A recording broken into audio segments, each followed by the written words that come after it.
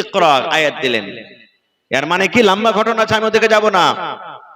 আল্লাহ রাব্বুল আলামিন প্রথমে আল্লাহ রাব্বুল আলামিন নবীকে কথা বললেন না, হে তুমি নামাজ পড়ো, নবীজি তুমি নামাজ পড়ো।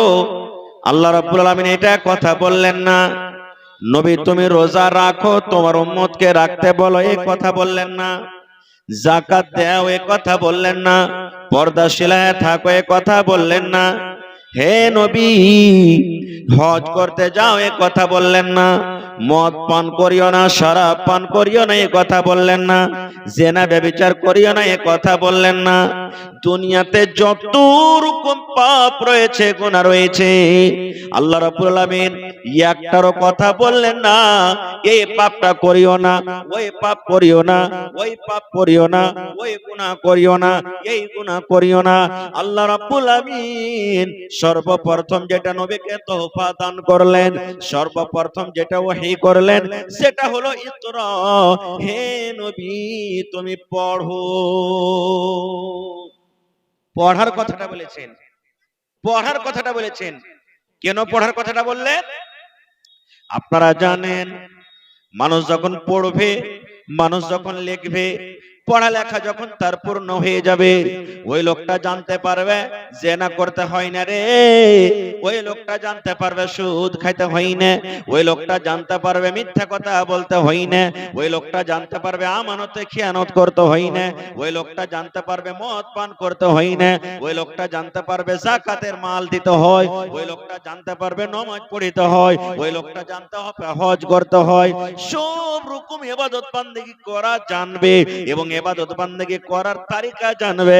এই জন্য আল্লাহ রাব্বুল আমিন সর্বপ্রথম নবীকে যেটা ওহী দিয়েছেন, কোরআনের যেটা আয়াত আল্লাহ দিয়েছেন, সেটার নাম হলো ইকরা, হে নবী তুমি পড়ো। আজকে হলেন মাদ্রাসার ছাত্র, এই চালা ভাই, এই চালা ভাই, তোমাকে যে বললো যখন চললে 1.5 ঘন্টা লেগে, সব থেকে আগে ইকরা। এবার আপনারাকে বলি, আমি আপনার ছেলে হিসাবে, ভাই হিসাবে বলছি, কেউ মনে দুঃখ নেবেন না। আজকে কতটি মাওলানা বসে আছি আমরা, কেউ 8 বছর পরে মাওলানা হয়েছে, কেউ 10 বছর পড়েছেন, কেউ 15 বছর হয়েছেন, কেউ 5 বছর হয়েছেন। 5 বছর আগে তো হয়নি কেউ, 5 বছর পরে নাকি? জোরে বলেন, হয়েছে না হয়নি?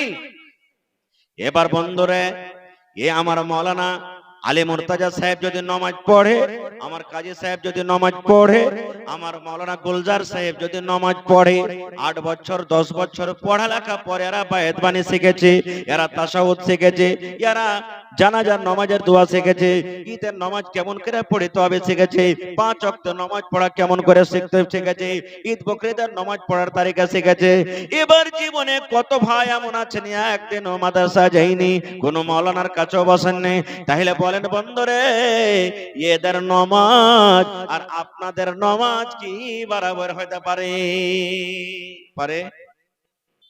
কোনদিন হবে না। কেন? আপনারা বেটা বেটিকে মাদ্রাসাতে পড়েছেন, এটা মাদ্রাসার জালসা নাকি? দেখবেন আপনার বেটি পড়িতে গেল, মাদ্রাসাতে পড়িতে গেল, 4 দিন 5 দিন 7 দিন 10 দিন হয়ে গেল, একটা দোয়া রটিয়া রটিয়া মৌলবীরা পড় হয়। 8 দিন 10 দিন পড়া পর আপনার বেটি বেটা বলবে, আব্বাজি আজ বায়াত বাণী শিখে নিয়েছি, আব্বাজি জানাজার দোয়া শিখে নিয়েছি, আব্বাজি তাশাহুদে বসার দোয়া শিখেছি, আব্বাজি।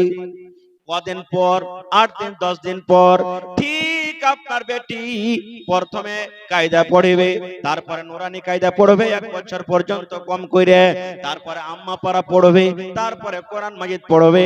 তাহলে কোরআন মাজিদ পড়ার জন্য, আম্মা পারা পড়ার জন্য প্রথমে কায়দা পড়িতে হবে, আলিফ বা তা সা পড়িতে হবে, নুরানি কায়দা পড়িতে হবে। তারপর যখন আপনি কোরআন পড়বেন, আম্মা পারা পড়বেন, আপনার চরস হয়ে যাবে। এবার বলেন বন্ধুরে, আপনার ওই বেটা বেটি যেটা মাদ্রাসাতে কোরআন শিখেছে, আর আপনার মতো লোক জীবনে কোনো মাওলানার কাছে যায়নি, জীবনে কোনো মুলবির কাছে যায়নি, জীবনে কোনো মাস্টারের কাছে যায়নি, জীবনে কোনো মসজিদ পড়িতে যায়নি, জীবনে কোনো মাকতাব যায়নি। তাহলে বলেন আপনার বেটা বেটি যাকে খাইয়ে পিন্দা আপনি মানুষ করেন, যার কিতাবের টাকা আপনি দেন, মুলবির বেতন আপনি দেন, কলমের টাকা আপনি দেন, সব কিছু আপনি দেন, কিন্তু মাদ্রাসাতে পড়ে লেখা সব শিখেছে, আর আপনি জীবনে কোনোদিন মাওলানার কাছে বলেননি। আপনি এমনি হয়তো মুখে শুনে শুনে শিখেছেন। বলেন ওয়ার ইবাদত ওয়ার দোয়া আর আপনার দোয়া কি এক হতে পারে? কোনোদিন হইতে পারে না। এই জন্য তো নবীর জামানাতে নবী একদিন মসজিদে বসে আছেন এক কোণাতে, আর হাদিস আছে যে আরবি দেহাতের মানুষ, ওকে আরবি বলা হয়। নবীকে দেখে নবী এক কোণাতে মসজিদের এক কোণাতে নামাজ পড়তে শুরু করে দিয়েছেন। নবীজি দেখছেন কিরকম ভাবে, কিভাবে লোকটা নামাজ পড়ে। নামাজ পড়ে তখন নবীর কাছে এলেন, আসাবার বলছেন আসসালামু আলাইকুম ইয়া রাসূলুল্লাহ। এই দেখেন নবীকে সালাম দিলেন, নবীজি সালামের জবাব দিলেন। সালামের জবাব দেওয়ার পর নবী কি বলছেন জানেন? ইরজা ফাসাল্লি ফাইন্নাকা লাম তুসাল্লি। হে আমার সাহাবীরা, তুমি নামাজ পড়ো রে বাবা, তুমি নামাজ পড়োনি। ভালো করে গৌর করবেন কথাটার পরে, খুব দামি হাদিস বলছে আপনারাকে। নবী কি বলছেন? ইরজা, তুমি ঘুরে যাও, ফাসাল্লে, তুমি নামাজ পড়ো। কেন পড়ো? ফাইন্নাকা লাম তুসাল্লি, তুমি নামাজ পড়োনি। আচ্ছা বলেন তো ওই সাহাবী নামাজ পড়েছেন না পড়েননি? কথা বলেন, নামাজ পড়ে না নবীকে সালাম দিলেন? হানা বলেন না ভাই? জি। কিন্তু নবীজি এ কথা তো বলতে পারতেন, আরে বাবা তুমি কেমন করে নামাজ পড়লে না পড়লে বাবা, তোমার নামাজটা পড়া হয়নি, তুমি নামাজটা পড়ো। নামাজ পড়া হয়নি বাবা, তুমি নামাজ পড়ো। নবীজি কথা বলতে পারতেন, কিন্তু এটা কথা বললেন না। কি বলছেন? তুমি নামাজ পড়ো। নামাজ তুমি পড়োনি রে বাবা, নামাজ পড়োনি। পড়োনি আর পড়া হয়নিতে পার্থক্য আছে, আছে না নেই?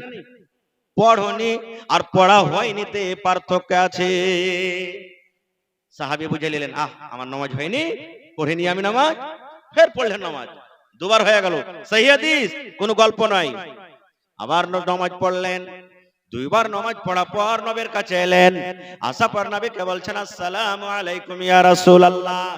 নবীজি জবাব দিয়ে দিলেন ওয়া আলাইকুম আসসালাম। তারপর নবী বলছেন দেখেন, হে বাবারে তুমি যাও নামাজ পড়ো, কারণ তুমি নামাজ পড়োনি। কয়বার হলো? কয়বার হলো যে ভাই? আজি ভাই বাঙালের মানুষ এলাতকুল প্যান্ডাল গন গন গন গন করতো। হ্যাঁ, দুবার হয়ে গেল।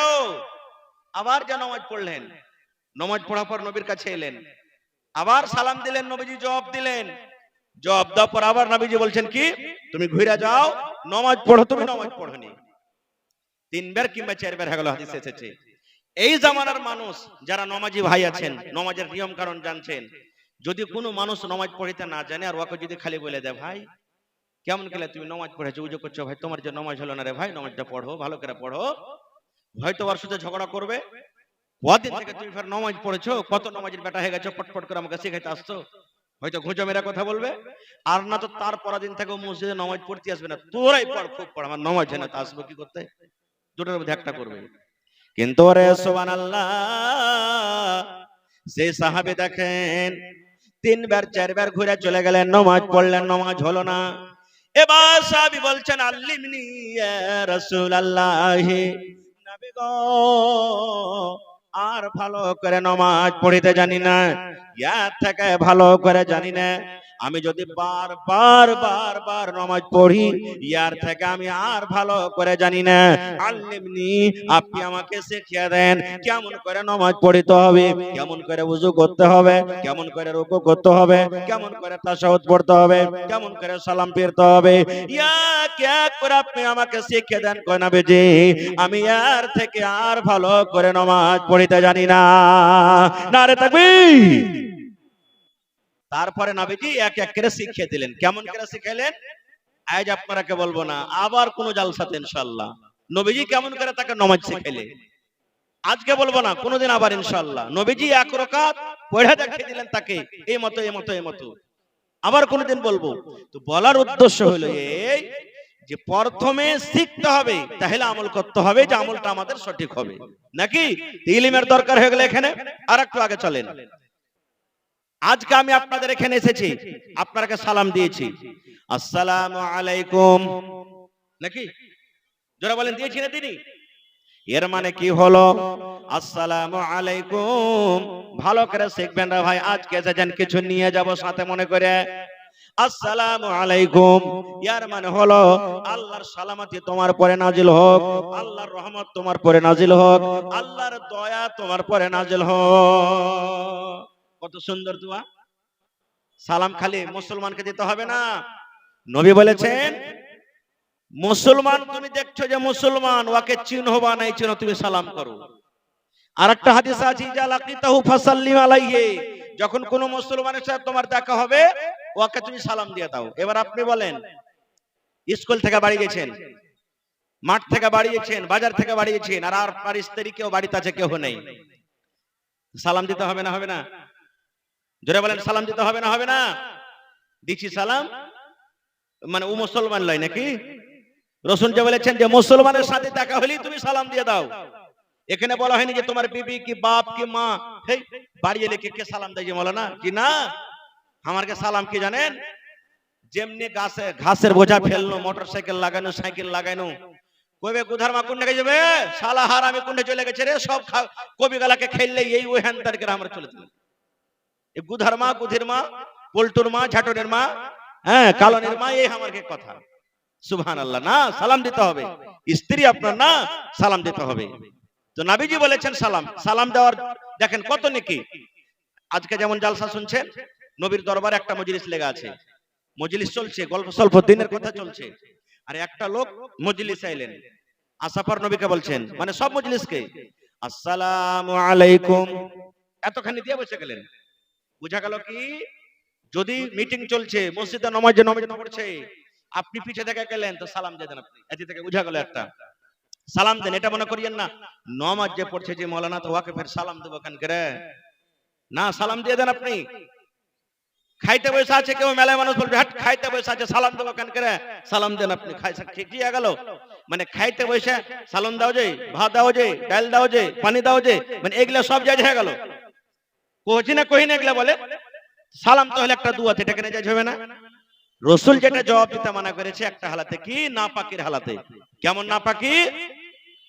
আপনি ঝাড়া ফিরতে বসে আছেন, পেশাব করতে বসে আছেন, কোন ভাই রাস্তাতে হেঁটে চলে গেল, আর আপনাকে সালাম দিয়ে দিল আসসালামু আলাইকুম, তো বসে বসে আপনি জবাব দিয়ে দেন না ওয়ালাইকুম সালাম, ভাই বসে বসে সব জবাব দিতে হবে না।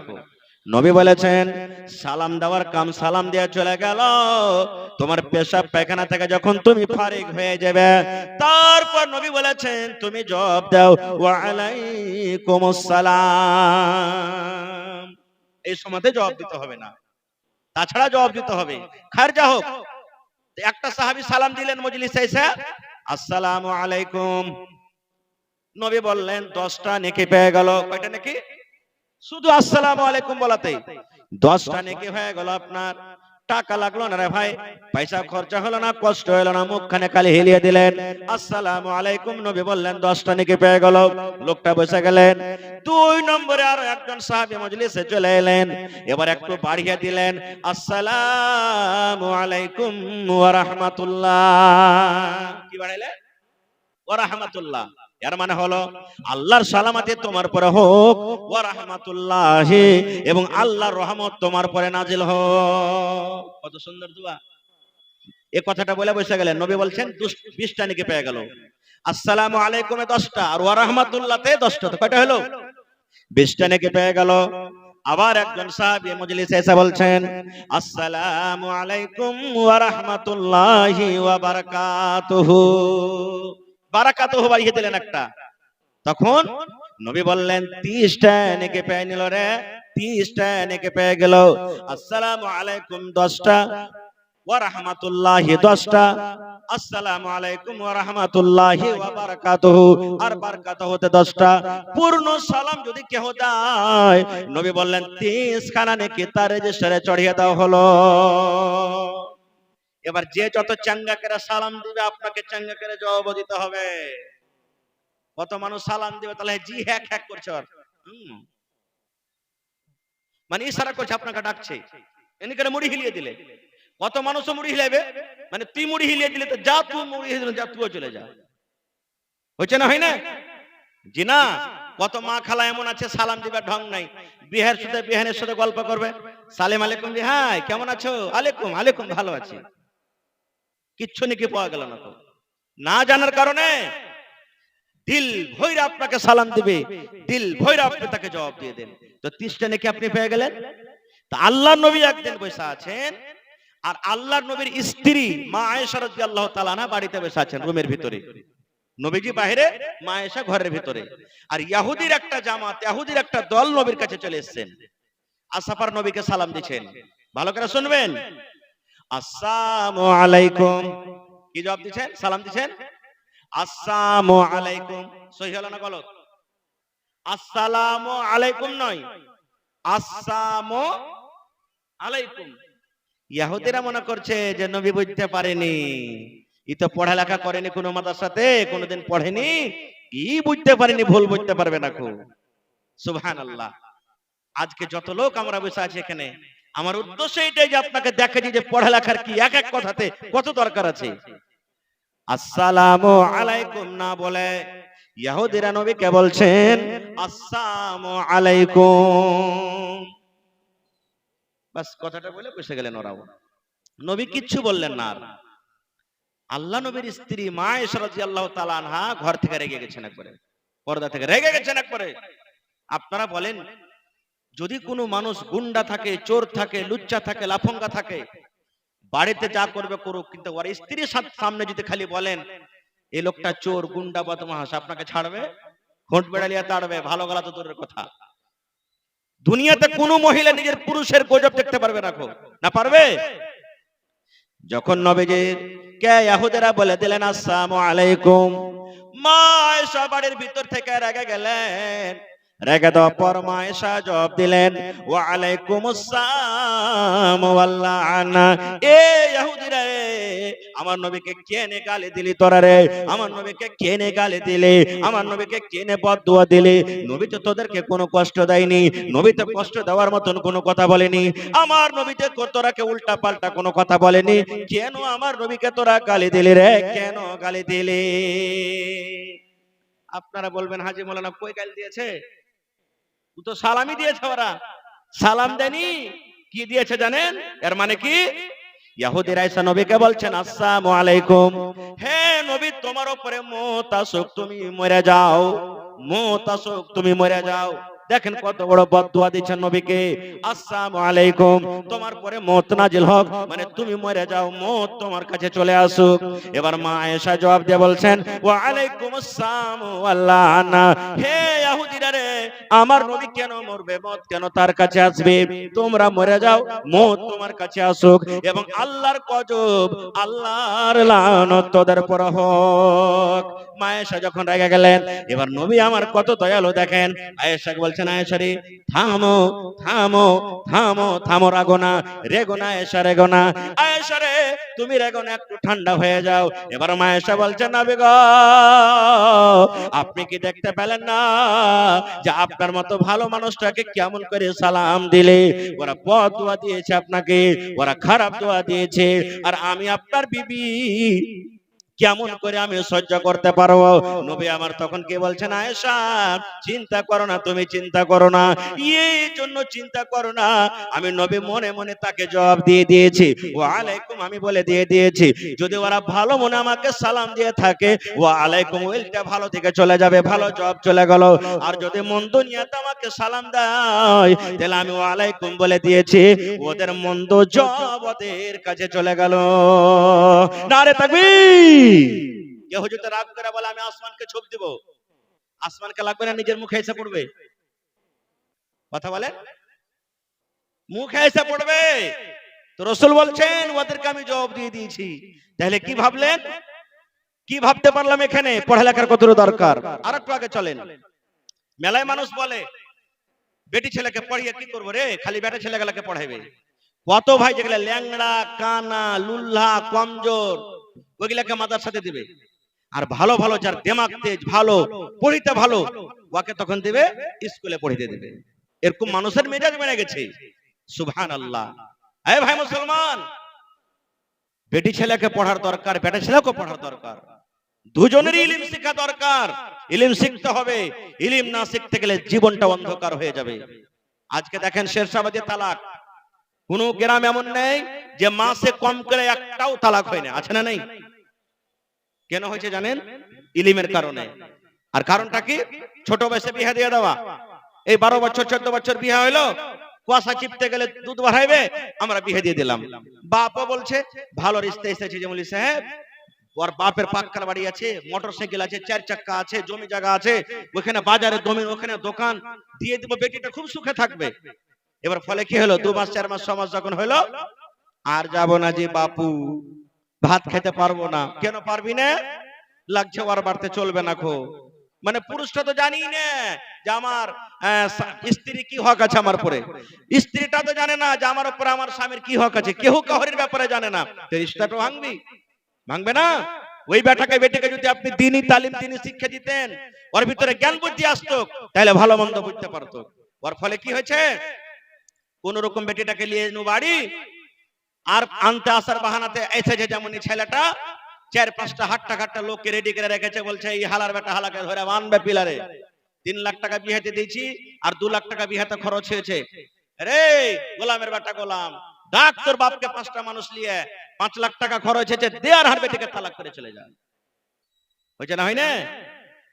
আল্লাহ নবীর জামানাতে বাপ নিজের বেটির বিয়ে দিবে, সহি হাদিস। আল্লামা আলবানী রাহিমাহুল্লাহ হাদিসটাকে হাসান বলেছেন, সহি বলেছেন। বাপ নিজের বেটির বিয়ে দিবে, ইলম কি জিনিস দেখেন। বেটি বলছে আব্বু আমি বিয়ে করব না। আপনারা বলবেন যে হাজি মাওলানা এখনকার বেটি ছেলে তো বলছে করব না, তো তখনকার এখন পার্থক্য আছে। এখনকার বেটি ছেলেকে খালি যদি কেউ বলে দেয় যে তোমাকে আমি ভালোবাসি, তোমার জন্য আমি পাগল হয়ে গেছি, আর এমন পাগল হবে সে আবারা ছেলের সাথে যে নিজের খানদানের মা বাপের মান সম্মান কিছু দেখা দেখি করবে না। ছেলেটাকে যদি কেউ বলে দেয় কোন বেটি ছেলে আই লাভ ইউ, আমি তোমাকে ভালোবাসি, হয়ে গেল। ওই ছেলেটাও নিজের মান সম্মান খানদান ইজ্জত দেখবে না, সবকে মার্ডার করে দিবে। এখনকার এটা হয়েছে। নবীর জামানাতে বাপ বলছেন বেটির বিয়ে দিব, বেটি ইনকার করছে আমি করব না খো। বাপ চলে গেলেন নবীর কাছে। নবীকে বলি কোন রাস্তা যদি বের হয়, নবীকে বললেন আল্লাহ নবী গো বেটির বিয়ে দিব আমি, বেটে ইনকার করে বলছে আব্বা আমি বিয়ে করব না। নবী গো যদি পারেন একটু আপনি আমার বেটিকে বুঝান, কারণটা কি, কেন ইনকার করে একটু বুঝান আপনি। নবীজি বললেন তোমার বেটিকে এনেছো? বলছেন না। বলছে যাও নিয়ে এসো সাথে করে। পরের দিন চলে গেলেন। নবী আমার বললেন এরে আল্লাহর বান্দি, তোমার আব্বা জান তোমার বিয়ে দিবে, তুমি ইনকার করছো, কারণটা কি রে মা? কি কারণে তুমি ইনকার করছো, কি কারণে তুমি রাজি নারাজ আছো, একটু কি বলবে না? এই আমার ইসলামপুর গ্রামের মায়েরা, খালারা, এলাকার ভাইরা যত এসেছেন শোনেন। নবী যখন জিজ্ঞাসা করলেন আল্লাহর বান্দেরা কি কারণে তুমি ইনকার করো, কারণটা কি? এবার সেই বেটি ছেলে কি বলছেন জানেন? বলছেন নবী গো একটা প্রশ্ন করবো গো নবী আপনাকে, যতক্ষণ পর্যন্ত আমি ওই প্রশ্নের উত্তর না জানবো, ওই সওয়ালের জবাব না জানবো, ততক্ষণ পর্যন্ত আমি ফয়সালা নিতে পারবো না যে আমি বিয়ে করব কি করব না। একটা জিনিস আমি জানবো, কি? নবী আমার বললেন তোমার প্রশ্ন কি? এবার সেই বেটি ছেলে বলছেন নবী গো ধরেন আমার বিয়ে হয়ে গেল, আমি শ্বশুরের বাড়িতে চলে গেলাম।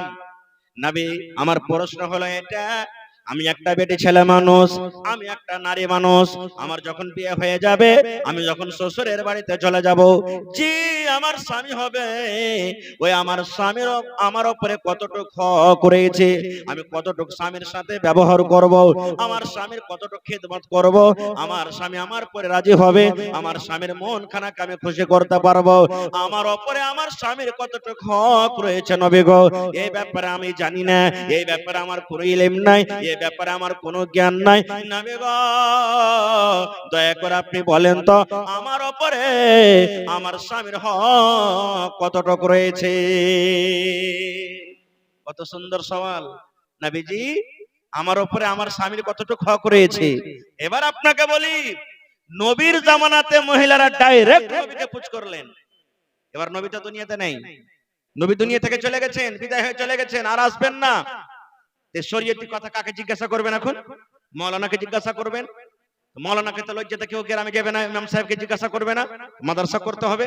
তো মাদ্রাসার দরকার হলো না, হলো না? জোরে বলেন, হলো না, হলো না? সুবহানাল্লাহ। বলছেন নবীজি, আমার যে স্বামী হবে, আমার উপরে আমার স্বামীর কতটুকু হক করেছে একটু বলেন তো। এবার নবী আমার বললেন, হ্যাঁ আল্লাহর বান্দে রে, তোমার উপরে তোমার স্বামীর অতটুকু হক রয়েছে রে আল্লাহর বান্দে। যদি তোমার স্বামীর গায়ে ফোট হয়ে যায়, ফোড়া হয়ে যায়, ফোড়া বুঝেন তো?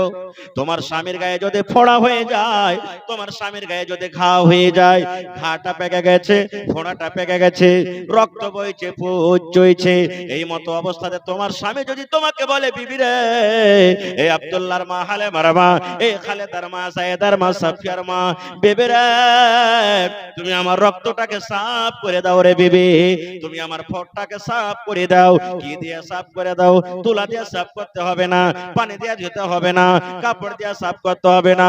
বিবি রে, আল্লাহ রাব্বুল আমিন তোমাকে জিভা দিয়েছে, এই জিভা দিয়ে চেটে চেটে চেটে চেটে তুমি আমার রক্তকে সাফ করে দাও। এই জিভা দিয়ে চেটে চেটে তুমি আমার ঘাকে সাফ করে দাও। নবী আমার বলেছেন, মহিলা, নবী শুধু তাকে বলেছেন তা নয়, কিয়ামত পর্যন্ত যত নারী, যত মহিলারা দুনিয়াতে আসবে, সকলের জন্য এটা হাদিস। নবী আমার বলেছেন, মহিলা, যদি তোমার স্বামী তোমাকে বলে, তোমার জিভা দিয়ে ঘাটাকে সাফ করে দাও, রক্তকে সাফ করে দাও, নবী বলেছেন, মহিলা রে, তুমি ইনকার করতে পাবে না, ইনকার করতে পাবে না।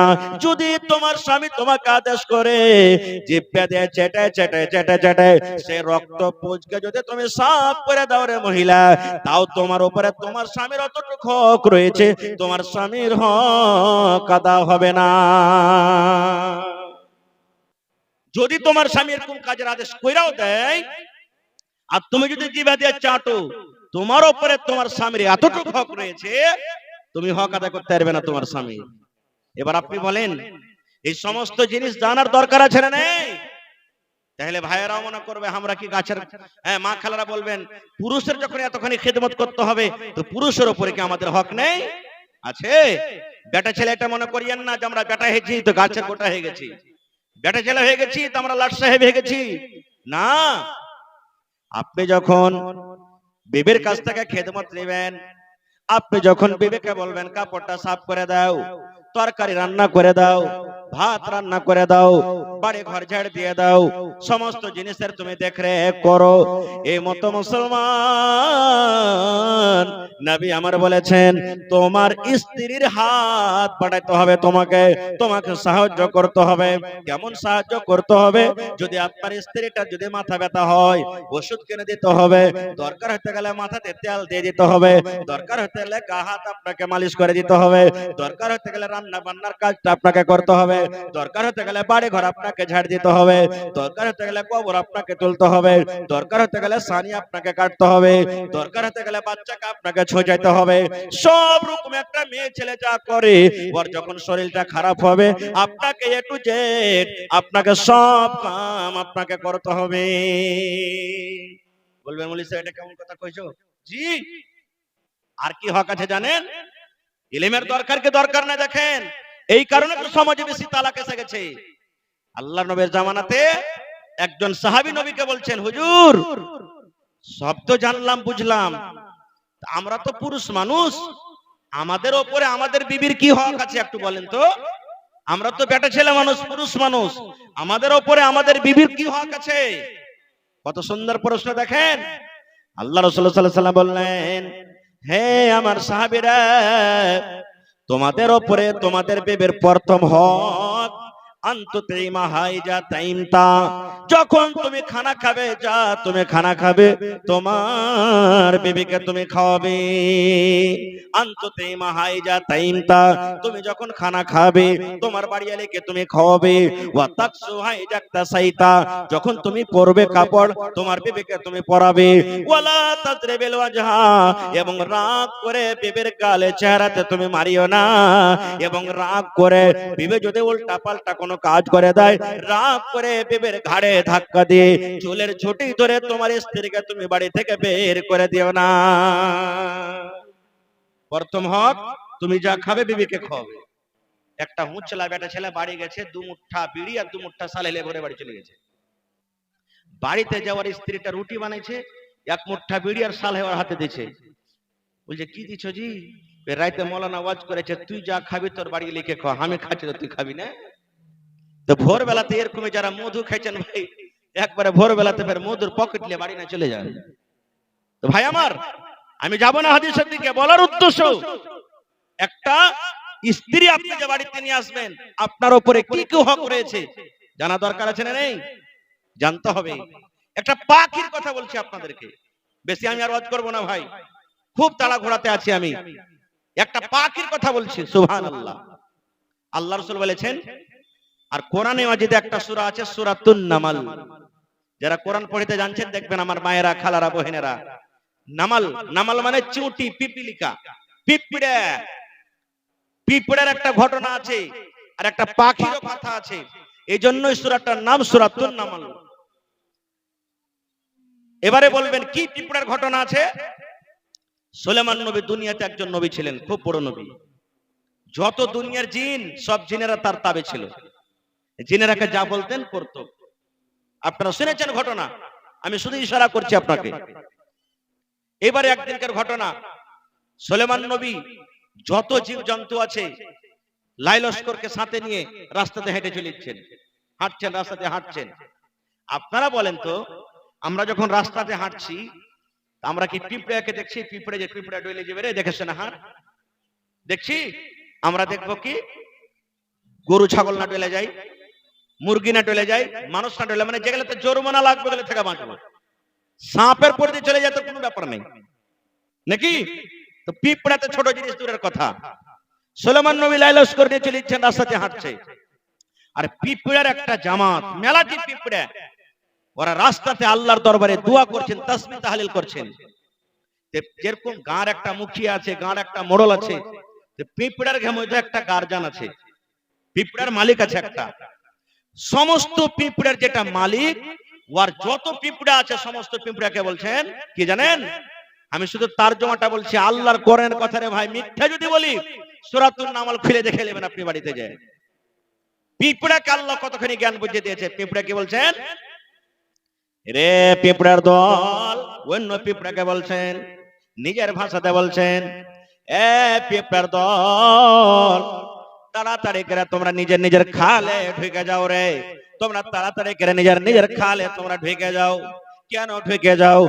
এই জন্য ঢুকে যাও, ওই যে তোমরা দেখো সুলেমান নবী এবং তার সাথে যত লাই লস্কর আছে, ওরা আনদেখাতে হাঁটে চলে যাবে, ওরা বেখেয়ালিতে হাঁটে চলে যাবে, নামও দেখে হয়তো খেয়াল করবে না, তোমরা কুচিলে সাফ হয়ে যাবে, মার্ডার হয়ে যাবে, মরে যাবে, ওদের পায়ের তলাতে তোমরা সাফ হয়ে যাবে। এই জন্য তোমরা তাড়াতাড়ি করে নিজের নিজের খালে তোমরা ঢুকে যাও। এখানে মেলাটি কথা লুকিয়ে আছে।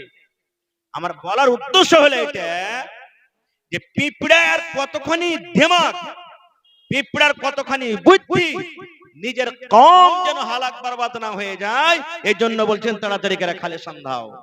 আর আমরা হলাম মানুষ, আল্লাহ আমাকে জ্ঞান দিয়েছে, বুদ্ধি দিয়েছে, হুঁশ দিয়েছে, সব দিয়েছে, নিজের কমের জন্য কি করছি? কি করছি? একটা লোক যদি আগে বাড়ে, কেউ আর পায়জামা, কেউ আর আন্ডার প্যান্ট, আর কেউ আর ফুল প্যান্ট ধরে টানবা পিছে, আগে না বাড়তে পারে। দিনের জন্য যদি কেউ আগে বাড়ে তোর পিছে ধরে 5 জনা, না পারলে একবারে ওই কি বলছে, হ্যাঁ, ডোজার লিয়েছে করে একবারে বাইন্ডে পিছন দিকে টানবো, কিন্তু আগে বাড়তে দেবো না। আর সাত তো দিব না, ওকে আগে বাড়তে দেবো না। পিঁপড়ার থেকে কথা হুঁশিয়ার হলাম আমরা। এটা পিঁপড়ার কথা বলেন, একটা পাখির কথা শুনেন। সুলেমান নবী রুকে গেলেন ওখানে, মেলায় কথা আছে তো আমি যাব না, কি হলো পিঁপড়ার সাথে ঘটনা না ঘটনা যাব না, রুকে গেলেন। এবার সুলেমান নবী হাজিরি শুরু করে দিলেন। দেখেন আমার মাস্টারেরা, মৌলানারা মেলায় আছে, এখানে বাচ্চাকে হাজিরি হয় না স্কুলে মাদ্রাসাতে, যারা মাঠ লেবার লিয়া খাটতে চলে যায় ওর হাজিরি হয়, প্রত্যেক জায়গাতে হাজিরি হয়। এবার সুলেমান নবী হাজিরি শুরু করে দিলেন। কতটি জিন আছে, কতটি পাখি আছে, কতটি মানুষ আছে, এই সব হিসাব করতে লাগলেন, হাজিরি নিতে লাগলেন। হাজির নিতে নিতে একটা পাখি কিন্তু মজলিসে নাই, একটা পাখিকে কিন্তু দেখা যায় না। আর কোরআনে আল্লাহ পাখিটার নামও বলেছেন, যে পাখিটার নাম কি? আজকে আমি বলছি সামনে থেকে, আপনারা বলেন তো সামনেকার লোক পাখিটার নাম কি? জোরে বলেন। হুদহুদ পাখির নাম শিখালেন। হুদহুদ পাখি আমরা দেখিনি ভাই দু চোখে, কিন্তু যদি মোবাইলে দেখতে চান গুগলে যায় তা আপনি সার্চ করে দেখবেন, খালি বলে দিবেন মুখে কি হুদহুদ পাখি আমি দেখতে চাই কেমন, আপনাকে দেখিয়ে দিবে যে হুদহুদ পাখি কেমন হয়। পাখিটা কত জ্ঞানী আর হুঁশিয়ার ভাই। দেখেন আল্লাহর কোরআন বলছেন হুদহুদ পাখি কিন্তু নাই, দেখা যায় না। আজকে যদি আমাদের বেটারা বাড়িতে না থাকে, রাত 8টা 9টার পর বেটা বাড়িতে আসছে, খবর লি না আব্দুল্লাহ তুই কোন জায়গায় ছিলে রে? নাই বেটা বাড়িতে, কোনো খবর নাই। বেটি 9টা 10টা রাত থাকলো, বাড়িতে আসে না, কোনো খবর লি না। গেল গেল। সুলেমান নবী বলছেন হুদহুদ কই? হুদহুদ দেখতে পাওয়া যায় না, গায়ের হাজির হয়ে গেল হুদহুদ। এবার সুলেমান নবী কে বলছেন দেখেন, সুলেমান নবী যে কথাটা বলেছেন আল্লাহ তার কথাটা কোরআনে দিয়ে দিয়েছেন।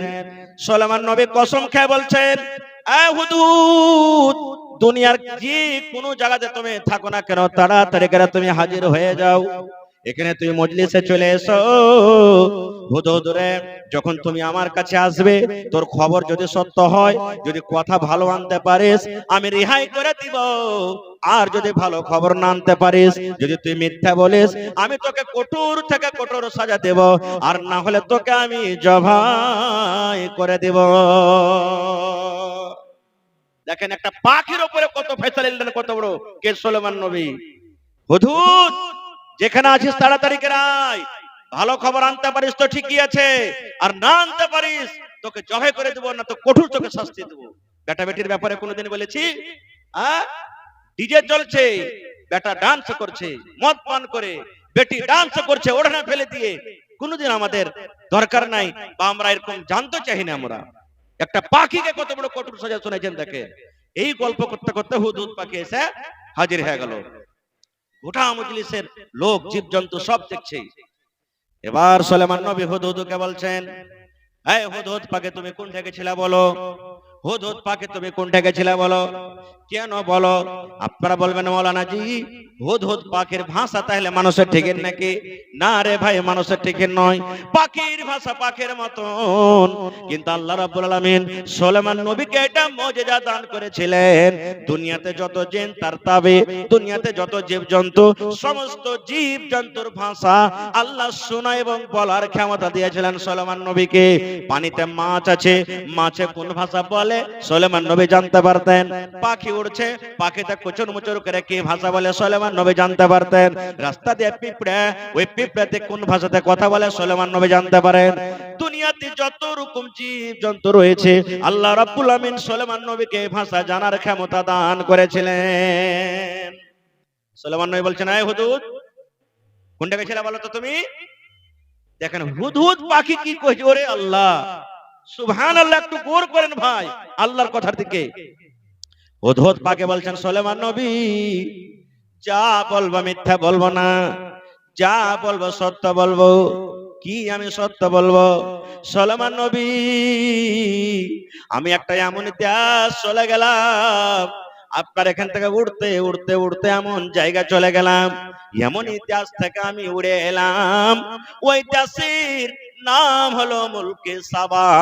সাবাতে আমি চলে গেলাম, সাবা জায়গা আমি চলে গেলাম, ওই মুলকে সাবাতে আমি দেখলাম ওইখানকার যে রাজা, ওইখানকার যে রানী, ওরে আল্লাহ, একজন হলো মহিলা, একজন হলো নারী। ভালো তাবারক ভাই, বিসমিল্লাহ পড়লে দাম 100 টাকায় যে হলো। হ্যাঁ, আরো মানে কমসে কম এক পারা কোরআনের দাম 1000 টাকা নেব ইনশাআল্লাহ।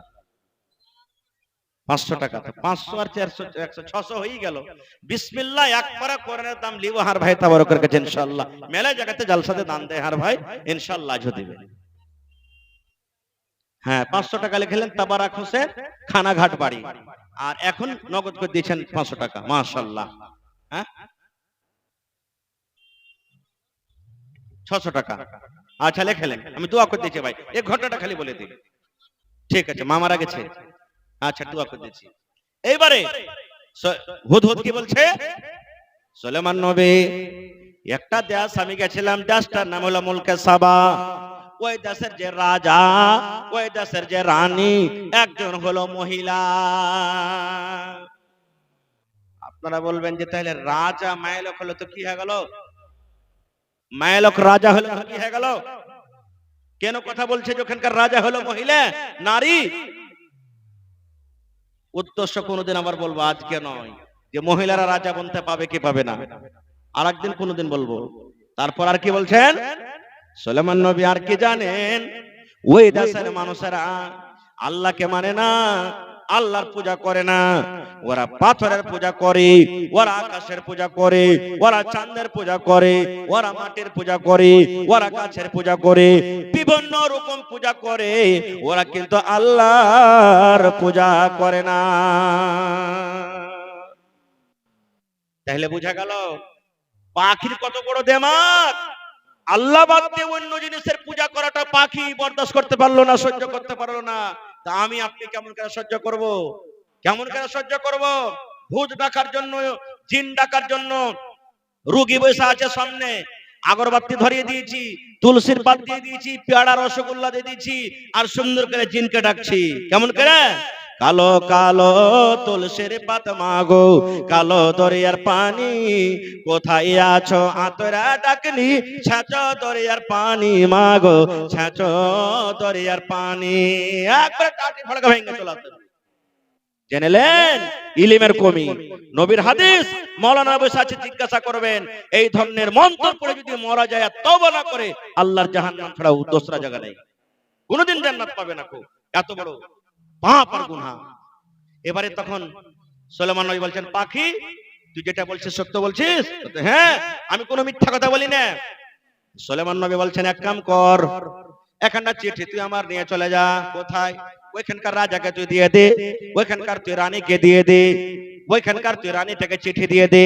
এবার সুলেমান নবী চিঠি লিখতে লাগলেন, ইন্নাহু মিন সুলাইমানা ওয়া ইন্নাহু বিসমিল্লাহির রহমানির রহিম।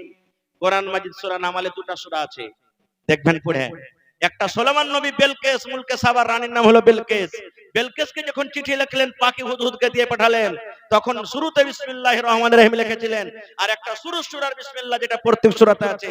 আর কোরআনে একটা সূরা আছে সূরাতুত তাওবা, ওতে কিন্তু বিসমিল্লাহ একটাও নেই। কেন নাই? কোনদিন বলবো। বলার উদ্দেশ্য, পাখি চিঠি নিয়ে চলে গেল। চিঠি নিয়ে যাওয়ার পর কেমন করে চিঠি দিলে, তারপরে কি হলো, তারপরে কি হলো, ওখানকার লোক মুসলমান হলো না হলো না, আল্লাহ হায়াত রাখত, আবার কোনদিন বলবো। তবে বলার উদ্দেশ্য হলো, দেখেন পাখির কতটুকু জ্ঞান বুদ্ধি, পিঁপড়ার কথা একটা বললাম, পিঁপড়ার কতটুকু জ্ঞান বুদ্ধি। আরে ভাই, আজকে এত বড়খান গ্রামে একটা মাদ্রাসা আছে, মাদ্রাসার দরকার আছে না নেই বলেন আপনারা? এটা মাদ্রাসা ছাড়া তার মনে অন্য মাদ্রাসা নেই গ্রামে? না আছে? এটাই প্রথম মাদ্রাসা। যেই মাদ্রাসার তালিম জরুরি, আল্লাহ রাসূলের হাদিস, তালাবুল ইলমে ফারিজাতুন আলা কুল্লি মুসলিম, প্রত্যেক মুসলমান নর হোক কিংবা নারী হোক, তার জন্য ইলম শেখাটা হলো ফরজ। ইলম শিখতেই হবে, ইলম না শিখলে হবে না। আমরা ছোট মানুষ, বাচ্চারাকে পেটে মাদ্রাসাতে বেটা বেটি রাখে। আপনাদের মতন মানুষ, বড় বড় মানুষ নবীর দরবারে ইলম শিখেছেন। হযরত আবু বকর রাদিয়াল্লাহু তাআলা ইলম শিখেছেন, হযরত আবু হুরায়রা রাদিয়াল্লাহু তাআলা ইলম শিখেছেন, হ্যাঁ উমর ফারুক রাদিয়াল্লাহু তাআলা ইলম শিখেছেন, আব্দুর রহমান রাদিয়াল্লাহু তাআলা, যত বড় বড় সাহাবী নবীর দরবারে ইলম শিখেছেন, ইলম কোনদিন লজ্জা করেনি। এই জন্য ভাই মাদ্রাসার দরকার। আজকে দেখেন মাদ্রাসার পরে কত আক্রমণ, মসজিদের পরে কত আক্রমণ, কত মুসলমানের সাথে জিল্লতি হয়েছে। কেন? এই তালিমের কারণে। আজকে আমরা তালিমে পিছিয়ে আছি। প্রত্যেক জায়গাতে তালিমের দরকার, নামাজে তালিমের দরকার, রোজাতে তালিমের দরকার, যাকাতে তালিমের দরকার, কোর্টে ইলমের দরকার, কাছারিতে ইলমের দরকার, ট্রেনে ইলমের দরকার, ইবাদত বান্দিগিতে ইলমের দরকার, বিয়াতে ইলমের দরকার, হ্যাঁ আপনার কি বলছে জানাজাতে ইলমের দরকার, সব জায়গাতে ইলমের দরকার আছে। এজন্য ভাই ইলম একটা জরুরি, ইলম শিখাইতে হবে, শিখতে হবে ভাই মুসলমান। আর ইলম শিখতে গেলে ছেলে পিলের পিছে খরচ করতে হবে, বিনা খরচে হবে না। আজকে যে আপনারা জড়ো হয়ে আছেন, একটু যদি লাইনটা পালিয়ে যায়, হো হাল্লা শুরু হয়ে যাবে, কত রকম আপনারা রাগ করবেন।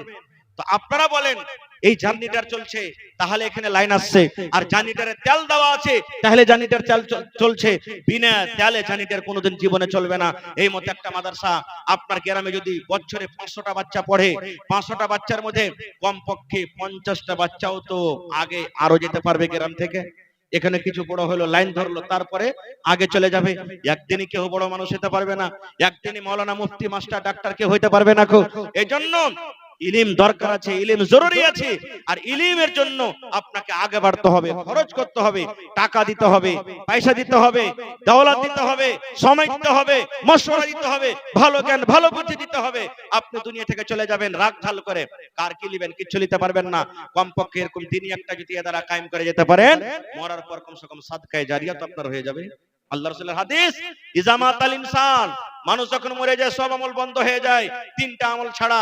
তার মধ্যে একটা হলো কি, ওয়ালাদুন সালিহুন ইয়াদুলাহু, নেককার বেটা নেককার বেটি দুনিয়া থেকে চলে গেছেন আপনি, নেককার বেটা বেটি দুনিয়াতে আছে, কোরআন পড়তে জানে, দোয়া করতে জানে, পড়ালছেন লেখালছেন, মরে যাওয়ার পর কিচ্ছু না করতে পারে, আপনার জন্য দোয়া তো করতে পারবে। আল্লাহ, আমার মা কবরে চলে গেছেন, আব্বা কবরে চলে গেছেন, আমার দাদু কবরে চলে গেছেন, দাদি কবরে চলে গেছেন, আল্লাহ তাদের জন্য দোয়া করি, আল্লাহ তুমি জান্নাতে জায়গা দাও, গুনাহ খাতাকে maaf করো। এটা তো দোয়া করতে পারবে? কিছু করতে পারবে না, এটা তো আপনার জন্য করতে পারবে। আর ওখানটা যদি আপনি জোগাড় যদি দুনিয়াতে না করে যান, তাহলে দুনিয়াও আপনার জন্য অন্ধকার, আর মরার পরও দুনিয়া আপনার জন্য অন্ধকার। আপনি যেমন বাড়ি থেকে বাজার যাবেন না, হ্যাঁ 10টা টাকা পকেটে নেই, কেমন করে যাবো রে, চা ওখানে এক কাপ খাইতে পারবো না, বাজার যেতে পারবেন না, দিল্লি পাটনার সাফার করবেন না যতক্ষণ পকেটে 500,000 না হইলে। আপনি মরে যাওয়ার পর কোন আদেশে আপনি, কোন লালচে আপনি আছেন পড়ে, কোন গুমানে কোন খেলে আছেন যে আমি মরে যাব, খালি হাত চলে যাব, তা আমার পরে আমার আওলাদেরা দোয়া করবে, দান করবে। আপনি নিজে পুঁজি দুনিয়াতে করতে পারলেন না, তা আওলাদে কি করবে? এই জন্য ভাই, আজকে আপনাদের কাছে আমি একটা দরখাস্ত রাখি, আল্লাহর কোরআনের ওয়াস্তে, নবীর সাথে মহব্বত ভালোবাসা দেখিয়ে একটা লোক কেউ আছেন 50,000 টাকা দান করতে পারবেন মাদ্রাসাতে। কয়েকদিন আগে আমি একটা জালসা করতে গেছিলাম, হেফজুল কোরআন মাদ্রাসা খোপাকাটি লাভাতে। আমি জিজ্ঞাসা আবদার করলাম, আল্লাহর কোন বান্দা আছেন 50,000 দিবেন? স্টেজ থেকে একজন লোক বলছেন, তাওহীদ নাকি লোকটার নাম, বলছে মাওলানা আমি 60,000 টাকা কোরআনের জন্য আমি হাজির করে দিলাম। সুবহানাল্লাহ। এই দেখেন আমার মহিলা প্যান্ডাল থেকে, আল্লাহ আমি এলানও করিনি এখানে, আর দান শুরু হয়ে গেছে আসতে। আহা, গুলজারের বহিন 100 টাকা আর কানের বালি একটা দিয়েছে নাকি রে ভাই?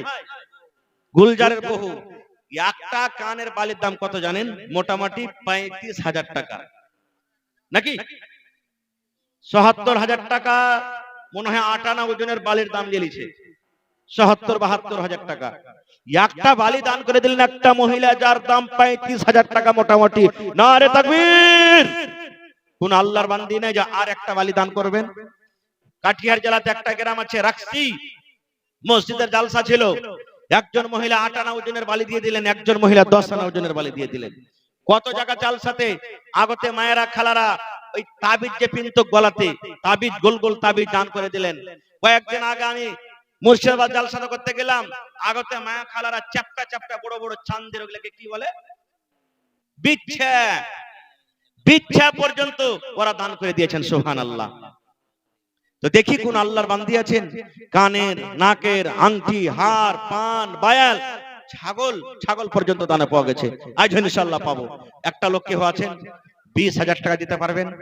একটা লোক কেউ আছেন কোরআনের জন্য 5,000 টাকা দিতে পারবেন? একটা লোক কেউ আছেন 10,000 টাকা দিতে পারবেন?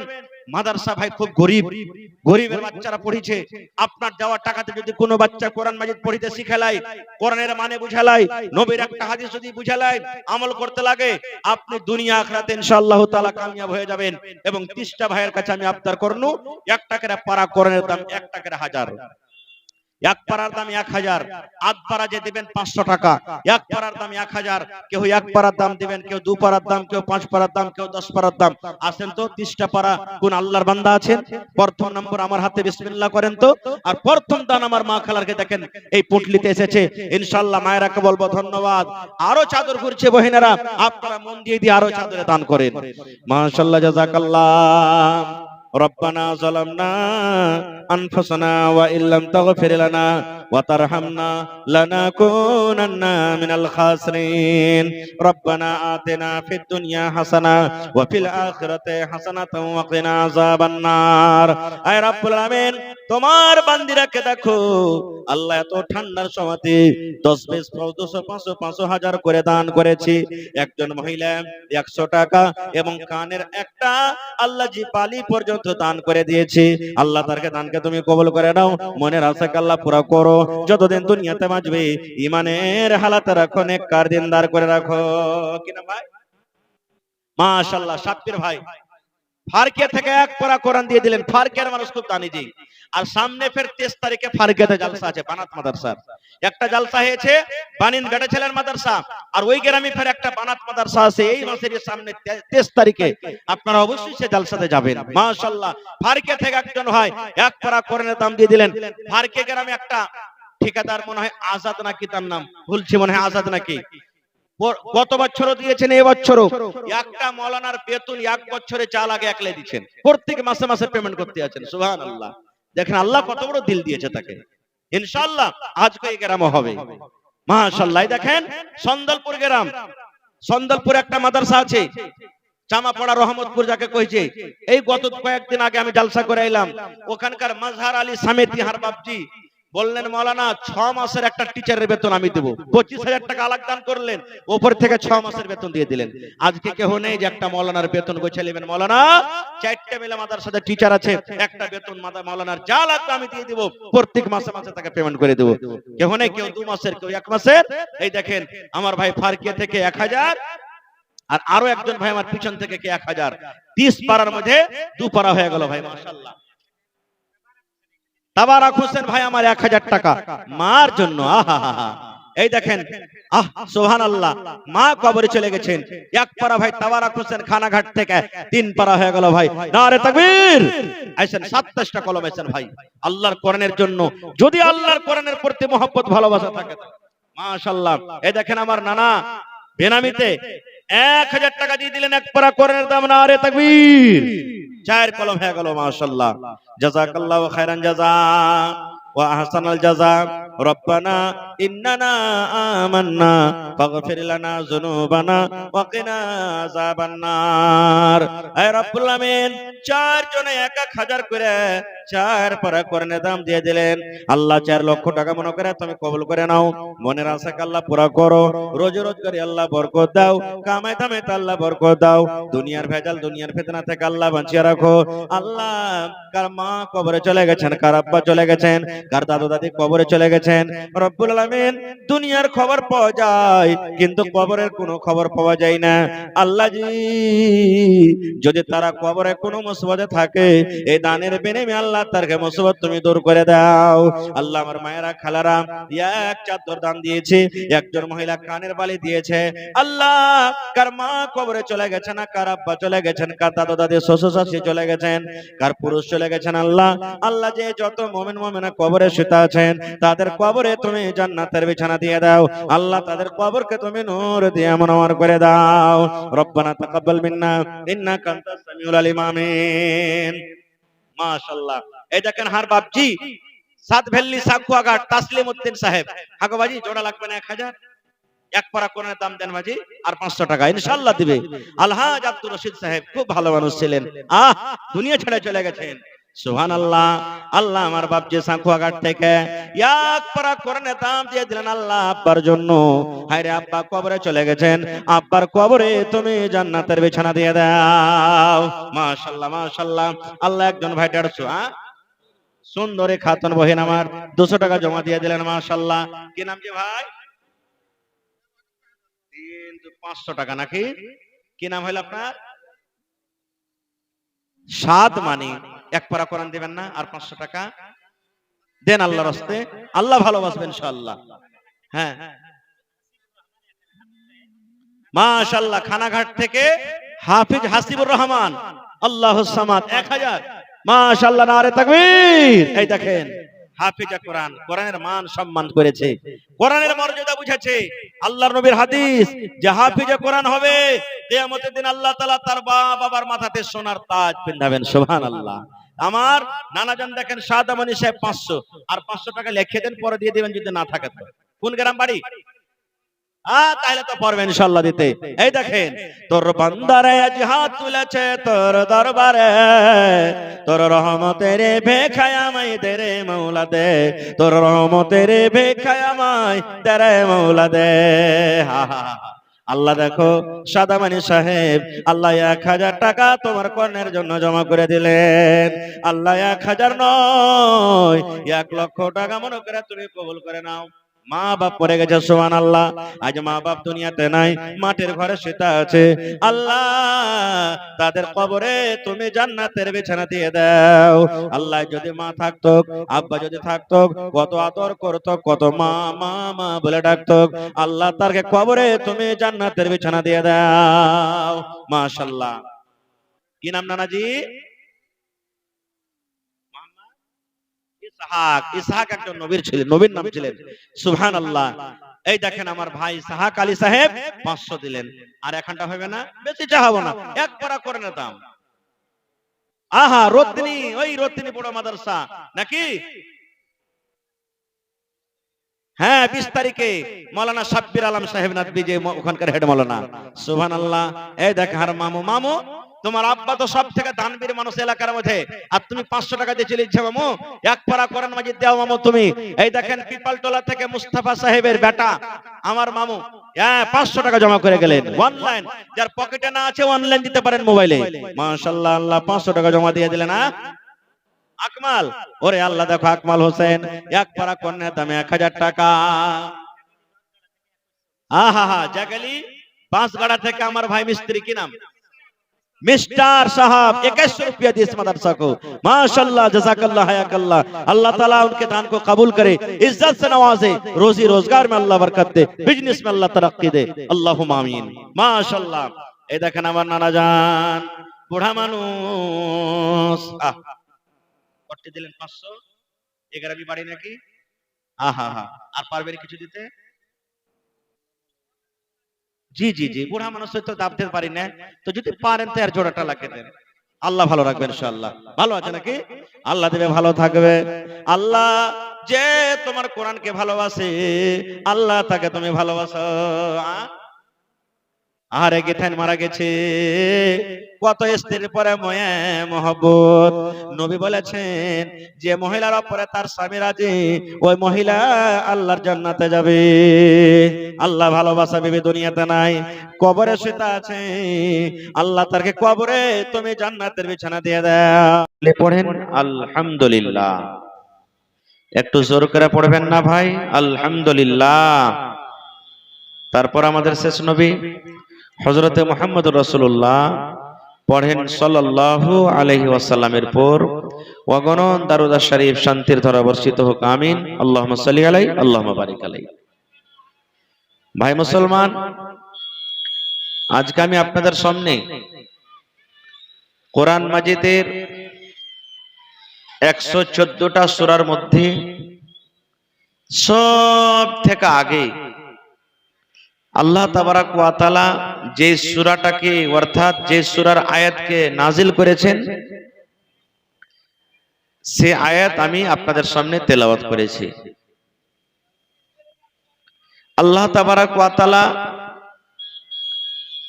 কেন 5খানা আয়াত প্রথমে নাজিল করেছেন?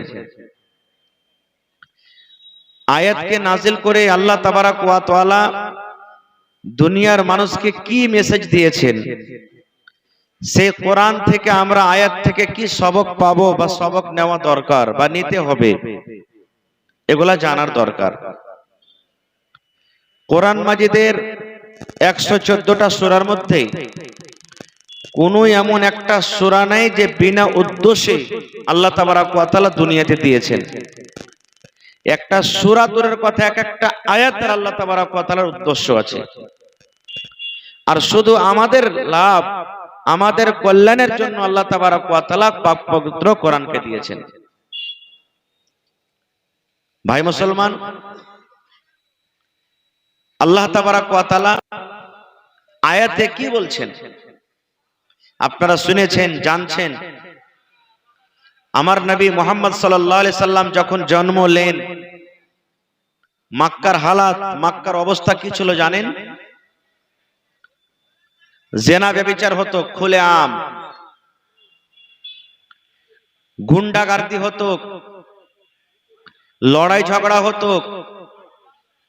যদি কোনো বেটি ছেলে বাড়িতে জন্ম নিত, কত বাপ এমন ছিল বেটিকে জিন্দা জমিনে পুঁতে দিত, গাড়ে দিত। সুবহানাল্লাহ। এর থেকে বড় পাপ আছে আর কিছু?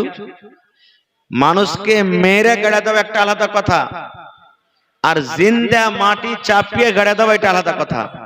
বুঝেন কত বড় জুলুম অত্যাচার হতো। যদি খানদানে খানদানতে লড়াই, গ্রামে গ্রামে লড়াই, এক মানুষ আরেক মানুষের সাথে লড়াই, যুগ যুগ ধরে লড়াই চলতো। কতদূর যুগ ধরতো জানেন? আমার আপনার সাথে লড়াই হলো, হয়তো একটা যদি মার্ডারও হয়ে গেল, 2 বছর 4 বছর 5 বছর 10 বছরে কম্প্রোমাইজ করে ওটাকে শেষ করে দিই নাকি? কিন্তু ওদের লড়াই কি ছিল জানেন? যুদ্ধ চলছে, ইউয়াকে মারছে, ওয়াকে মারছে, ওয়াকে মারছে, ওয়াকে মারছে, এই করতে করতে যার সাথে ঝামেলা, ওই বাপ ওই দাদু যদি বদলা নিতে না পারতো, মরার টাইমে ওর বেটারাকে ডাকতো, ডেকে ওসিয়াত করতো, শোন রে, ওর সাথে আমার ঝামেলা জমিন নিয়ে বা আর কোন জিনিস নিয়ে, আমি তো বদলা নিতে পারলো না রে বেটারা, কিন্তু তোরা ছাড়বি না, তোরা বদলা নিবি। যুগ যুগ ধরে লড়াই যুদ্ধ চলতো। মদ আম ছিল, মদ আম, বাড়িতে মদ, রাস্তাতে মদ, বাজারে মদ, যেখানে সেখানে মদ, শরাব, আম ছিল। যদি কোনো মেয়ে ছেলের স্বামী মারা যেত, মহিলার পুরুষ মারা যেত, ওকে পুরুষ খাকি বলে, ডাহিন খাকি বলে কত মানুষ জিন্দা জ্বালিয়ে দিত, আর কত মানুষ 1 বছর পর্যন্ত এখানটা ঘরে তাকে বন্ধ করে রাখতো, ওখানে খানা পিনা সবকিছু করত। কত জুলুম অত্যাচার। এক কথা, দুনিয়াতে কোনো এমন পাপ, দুনিয়াতে কোনো এমন গুনাহ ছিল না যে মক্কার মানুষেরা করত না। সব পাপ দুনিয়াতে ছিল, সব পাপ দুনিয়ার মধ্যে যত মক্কার লোকেরা করত। এরকম হালাতে, এরকম টাইমে, এরকম অবস্থাতে আল্লাহ তাআলা আমার আপনার নবী, নবী মুহাম্মদ সাল্লাল্লাহু আলাইহি সাল্লামকে দুনিয়াতে দিলেন। একটু মুখ খেলা পড়েন সাল্লাল্লাহু আলাইহি সাল্লাম। এবার আপনি বলেন, নবীর বাপ তো দুনিয়াতে নবীজি দেখতে পাননি, দুনিয়া থেকে চলে গেছেন, নবীজি বাপকে দেখেননি। 8 বছর বয়সে দাদু দুনিয়া থেকে চলে গেছেন। নবীর নিজের চাচা উল্টা আবু লাহাব, আবু জাহাল। আবু লাহাবটা নবীর নিজের চাচা। কোরআনে নাই তাব্বাত ইয়াদা আবি লাহাব, কোরআনে যা আছে, নিজের চাচা দুশমন।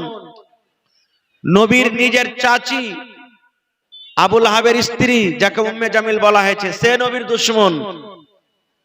এবার আপনি বলেন, খানদানের মধ্যে যদি কোনো মানুষ খানদানের দুশমনি করে, ওই লোকটার কথা অন্যজন তাড়াতাড়ি মানবে? আপনারা বলেন মানবে? মানবে না, কেউ কবুল করবে না। খুব লোক এটাই বলবে, হ্যাঁ বে, ওই লোকটা যদি ভালোই হবে তো ওর চাচা কেন উল্টা, ওর বাপ কেন উল্টা? যেমন নূহ নবী বিবি নিয়ে, স্ত্রী নিয়ে জীবনে কোনোদিন সুখ পায়নি। নূহ নবী ওয়াজ করে যেমনই বাড়িতে চলে গেলেন, ওর স্ত্রী তখন ওই মজলিসে এসে কি বলতেন জানেন? এ দাদু ভাইয়েরা, কার পাল্লাতে তোমরা পড়েছো? আরে ওইটা হলো আমার স্বামী, আমি হলাম তার স্ত্রী। জীবনে তো ওর বাড়িতে আমি সুখ শান্তি পাইনি, আর তোমরা ওর কথা মানছো, খবরদার মানবে না। আল্লাহর কোরআন বলছেন, নূহ নবী 900 বছর পর্যন্ত দুনিয়াতে ওয়াজ নসিহত করেছেন, তাবলীগ করেছেন। কত বছর? 9 বছর নয়, 900 কিংবা 950 বছর দুনিয়াতে ওয়াজ নসিহত করেছেন। লাইলা ওয়া নাহারা, আল্লাহর কোরআন নিজে বলছেন, দিনে রাতে এক, ঠান্ডা গরম রোদ বাতাস কিছুই বুঝাবুঝি করেনি। সুবহানাল্লাহ। ডেকেছেন দিনের দিকে, কিন্তু সামান্য কয়েকটা লোক তার কথা মেনেছেন। কেন? স্ত্রী তার উল্টা।